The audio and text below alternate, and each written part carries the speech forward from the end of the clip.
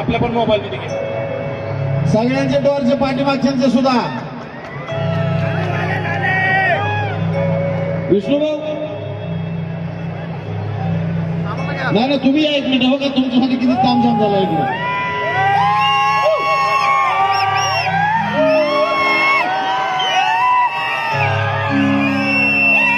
आज मनामध्ये समाजाची फरमाईशी एक शेर झाला पाहिजे परत. आज मनामध्ये जळणारा हा जळणार आहे. एक एक मातंगवीराचं पाऊल आज इकडं वळणार आहे. अरे काय नवल केलं ह्या विष्णू भाऊनी. आज मागाची ताकद मुख्यमंत्र्याला सुद्धा कळणार आहे. आणि एक मुखडा तुम्हाला काय ऐकवतोय.